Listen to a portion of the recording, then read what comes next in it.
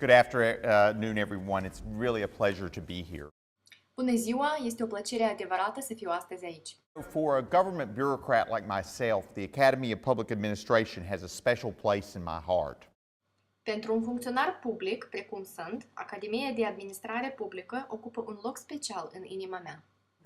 In training local administrators and government officials, your university plays an important role in educating Moldova's leaders, and this is important for the future of the country. Dacă vorbim despre instruirea funcționarilor publici și a oficialilor de stat, putem spune că universitatea dumneavoastră joacă un rol important în educarea liderilor noi ai Moldovei și lucrul acesta este extrem de important pentru viitorul acestei țări. And the graduate education you provide in public administration and in international relations gives students many valuable opportunities.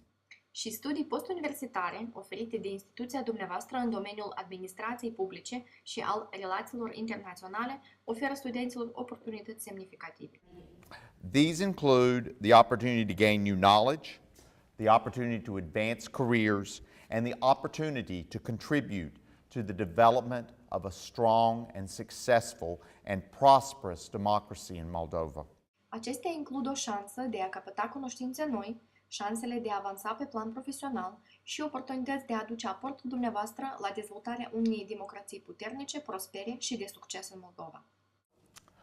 One of the most important immigrants to ever come to America was Albert Einstein.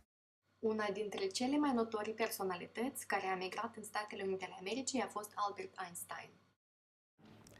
He said that all that is valuable in human society depends upon the opportunity for development accorded the individual.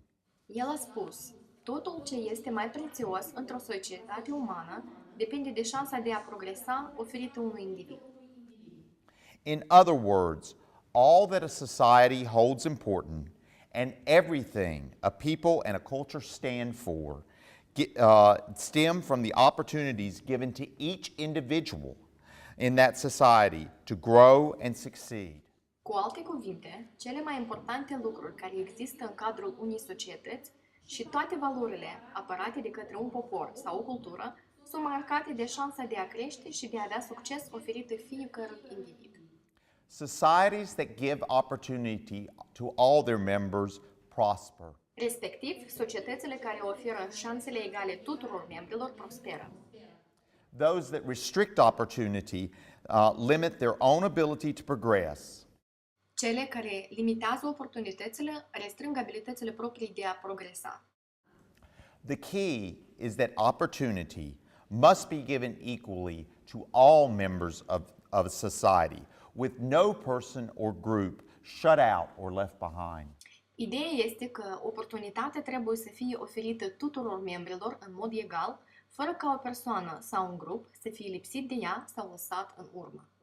Unfortunately, the importance and value of equal opportunity is not something that all societies recognize. Din păcate, nu toate societățile recunosc importanța și valoarea șanselor egale. But let me be clear. We believe that it is essential for the development of a strong, legitimate democracy. Vreau să fiu explicit, lucrul acesta este necesar din punctul de vedere al dezvoltării unei democrații puternice și legitime. My own country, the United States of America, has had a long and difficult struggle towards fully understanding the importance of equal opportunity. Țara mea, Statele Unite ale Americii, a trecut printr-o luptă lungă și dificilă până la o înțelegere deplină a importanței șanselor egale. But the results have been worth the struggle. Însă rezultatele au meritat efortul. And the knowledge we have gained on the journey have made us stronger as a people and as a nation. Și cunoștințele căpătate de noi de-a lungul acestui drum ne-au consolidat ca și națiune și popor. In the United States, we dedicate the month of February to the study and celebration of African American history. În Statele Unite, noi dedicăm luna februarie studierii și celebrării istoriei afro-americane. We call this month Black History Month. O numim luna de istorie afro-americană. It began in 1926 as Negro History Week and over time has expanded. Tradiția s-a început în 1926 cu o săptămână de istorie a negrilor și cu timpul și-a căpătat alte proporții.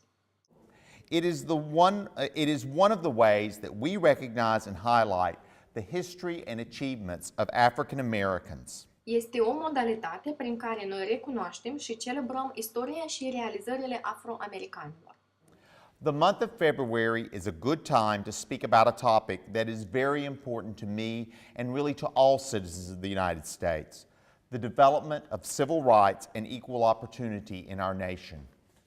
Și luna februarie este o perioadă potrivită pentru a discuta o temă care este foarte importantă pentru mine, cât și pentru toți cetățenii SUA, și anume dezvoltarea drepturilor civile și a șanselor egale în Statele Unite ale Americii.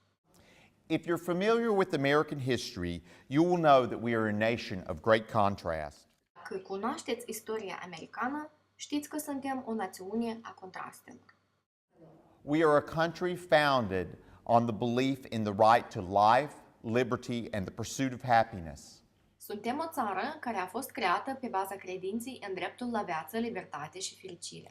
But we also have a legacy of slavery. În același timp, ducem moștenirea sclaviei.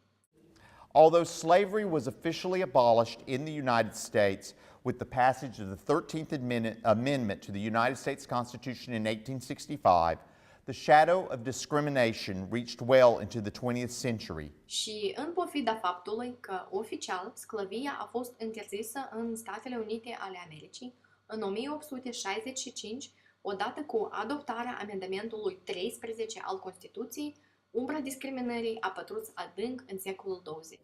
Basic rights were denied to an entire group of American citizens. Au fost negate drepturi de bază a unui grup întreg a cetățenilor americani.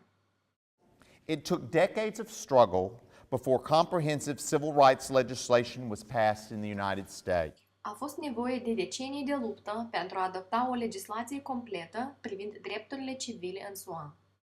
The Civil Rights Acts of 1964 and 1968 and the Voting Rights Act of 1965 together prohibited discrimination based on color, race, religion, or national origin. Legea cu privire la drepturile civile din 1964 și 1968, împreună cu legea cu privire la drepturile de vot, au interzis discriminarea pe bază de culoare, rasă, religie sau origine națională. They were the result of a long and difficult battle by civil rights advocates and groups in the United States. Toate acestea au fost rezultatul unei lupte dificile și îndelungate a promotatorilor de drepturi civile și grupurilor din SUA. Marches, demonstrations, and other forms of nonviolent protest marked the course of this struggle. Marșuri, demonstrații și alte forme de proteste non-violente au marcat calea acestei lupte. The frequently violent responses from other Americans who felt threatened by the idea of granting equal rights and opportunities to all citizens. Au existat răspunsuri violente frecvente din partea altor americani care au simțit pericolul în oferirea drepturilor și șanselor egale tuturor cetățenilor. The passage of the Civil Rights Acts is a testament to the hard work of activists, advocates, and millions of ordinary American citizens who simply understood and stood up for what was right. Adoptarea legilor cu privire la drepturile civile este un testament adevărat al activiștilor, susținătorilor și milioanelor de cetățeni simpli care au înțeles și s-au ridicat pentru apărarea dreptății. The successes of the civil rights movement were victories for equality for African Americans in the United States. But please, go ahead. Succesele mișcării pentru drepturile civile au adus la victorie pentru egalitate a afroamericanilor în SUA. But they were also just one stage of a much longer journey towards ensuring equal rights for all minority and disadvantaged groups of American citizens. Însă, succesele respective au fost doar o etapă a unui drum îndelungat spre asigurarea drepturilor egale pentru minoritățile și grupuri dezavantajate a cetățenilor americani. Many groups, including women, the disabled, and the lesbian, gay, bisexual, transgender community have also struggled for equal rights and opportunities in American society. Multe grupuri, inclusiv femei, oameni cu disabilități, lesbiene, homosexuali, bisexuali și transgender, la fel au luptat pentru drepturile și oportunitățile egale în societatea americană. There have been notable successes, but also at times considerable resistance. Am observat succesele remarcabile în acest sens, dar uneori am fost martorii și a unei rezistențe considerabile.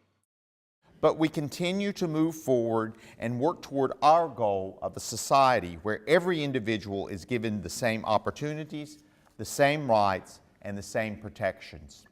Însă noi continuăm să ne mișcăm înainte și să lucrăm asupra unui scop comun pentru societatea noastră, unde fiecare individ are aceleași șanse, aceleași drepturi și aceleași garanții.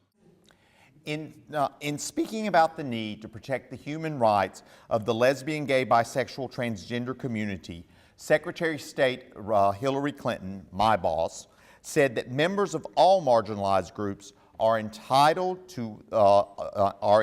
to the full measure of dignity and rights because, like all people, they share a common humanity. Vorbind despre necesitatea protejării drepturilor umane a lesbienilor, homosexualilor, bisexualilor și transgender, secretarul de stat SUA, Hillary Clinton, șefa mea, a spus că membrii tuturor grupurilor marginalizate au dreptul deplin la demnitate și drepturile omului, pentru că ei, ca și toți oamenii, fac parte din aceeași comunitate umană. She asserted that, and I quote again, no practice or tradition trumps the human rights that belong to all of us. Ea a afirmat, și iarăși un citat, că nicio practică sau tradiție nu poate nega drepturile noastre umane, care sunt universale pentru toți. And she added, laws that discriminate validate other kinds of discrimination, while laws that require equal protections reinforce the moral imperative of equality. În același timp, dumneavoastră a menționat că legile care discriminează în modul acesta validează alte forme de discriminare, pe când legile care solicită garanții egale fortifică supremația morală a egalității. These are all important lessons that my society has had to learn. Some would say that we have had to learn these the hard way. Toate acestea sunt lecții importante pe care societatea mea trebuia să le învețe prin căi mai dificile, după părerea unora. But with each new victory for equality, with each recognition that all groups deserve protection and respect under the law, we move closer to becoming what our original ideal was to become a more perfect union. Dar cu fiecare victorie pentru egalitate, cu fiecare recunoaștere că toate grupurile merită protecție și respectul conform legislației, noi ne apropiem de scopul nostru inițial de a deveni o Uniune perfectă. Because this is the ultimate goal written into our Constitution over 200 years ago. Pentru că este vorba despre scopul nostru final înscris în Constituția țării noastre de peste 200 de ani. The importance of protecting minorities and minority rights may seem self-evident as a matter of basic fairness to all who live in a society. Importanța protejării minorităților și a drepturilor acestora poate fi evidentă ca și o chestiune de echitate universală pentru toți membrii ai societății. We all wish to live in free and fair societies, and the idea of a society extending rights and protection only to select groups contradicts the very concept of fairness. Noi toți dorim să trăim în societăți libere și echitabile și ideea unei societăți care oferă drepturi și garanții doar unui grup select de persoane intră în contradicție însuși cu conceptul de echitate. But there are also other reasons that equal rights and protections are important. Dar există și alte motive care confirmă importanța drepturilor și garanțiilor egale. If you allow discrimination against any group, it leads to people being treated as less than human. Dacă permiteți discriminarea unui grup, faptul acesta duce la tratarea persoanelor ca ceva mai puțin uman. This in turn inevitably leads to violence and hatred and a step backwards for civilized society. Ceea ce la rândul său, inevitabil, duce la violență și ură și reprezintă un pas înapoi pentru o societate civilizată.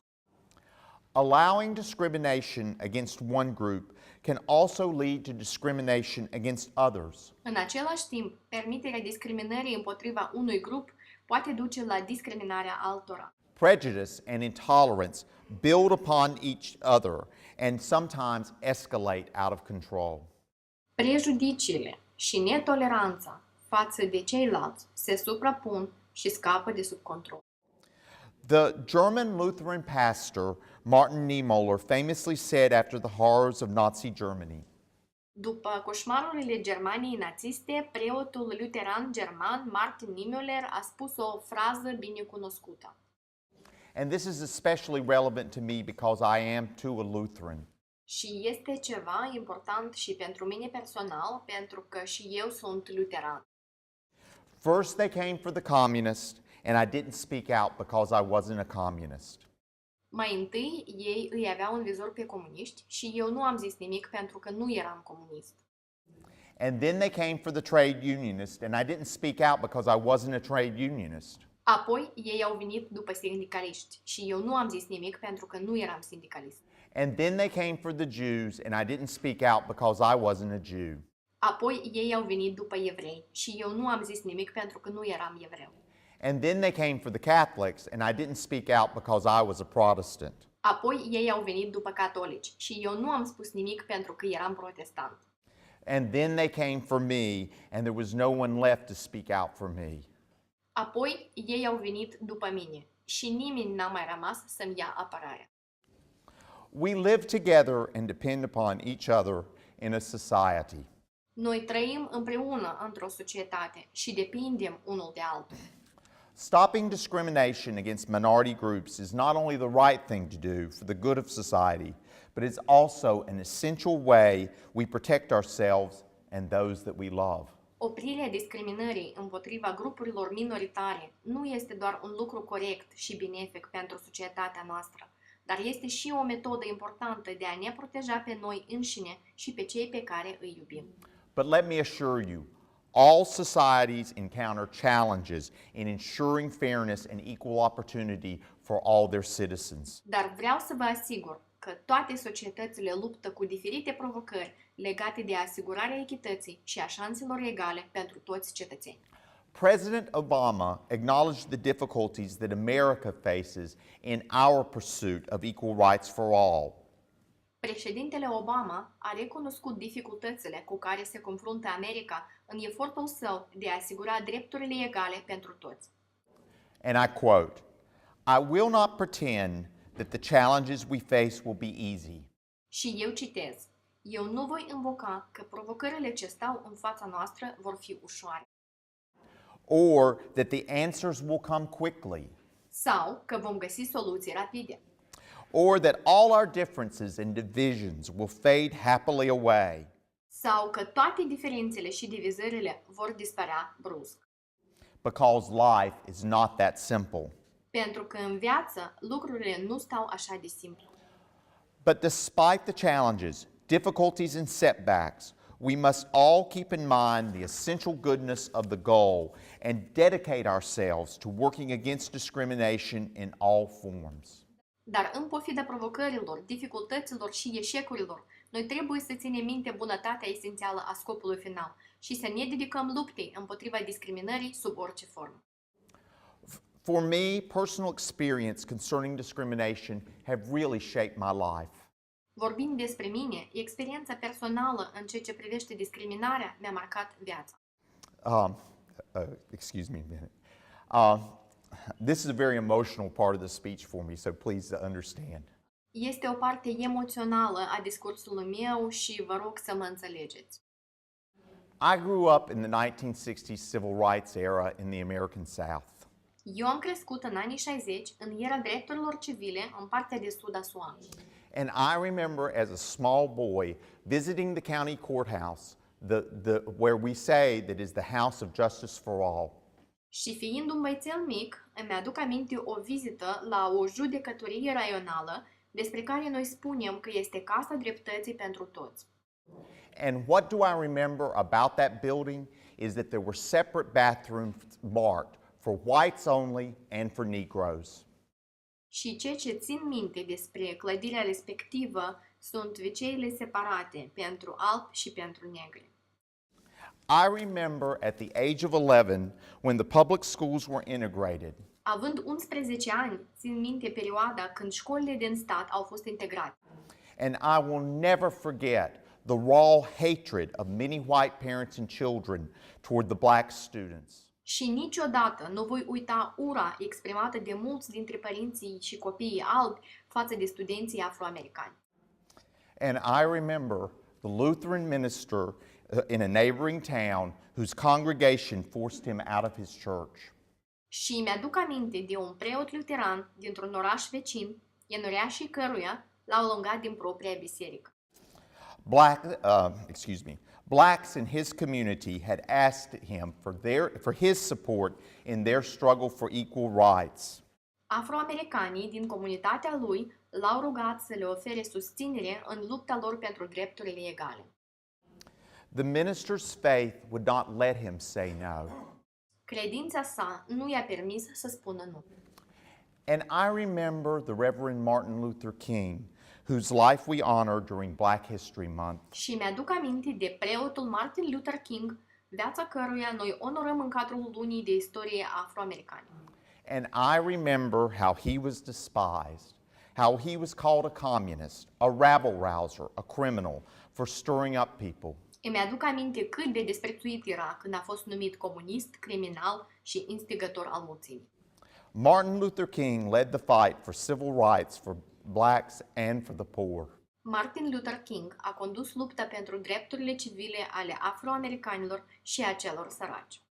His home was Atlanta, Georgia. Baștina lui a fost Atlanta, Georgia. This past January, I walked through Atlanta's massive international airport waiting for my return flight to Moldova. În luna ianuarie, mă plimbam prin enormul aeroport internațional din Atlanta, așteptându-mi cursa spre Moldova. In a multi-corridor display of the history of the city, one room was dedicated to Martin Luther King. În cadrul unei expoziții mari despre istoria orașului, am găsit o sală dedicată lui Martin Luther King. The displays recognized that his fight against discrimination had helped the city grow rich and become the capital of what we call the New South.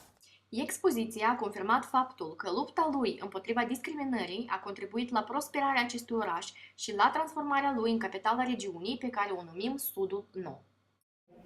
Atlanta today is a great American city. În prezent, Atlanta este un oraș american renumit.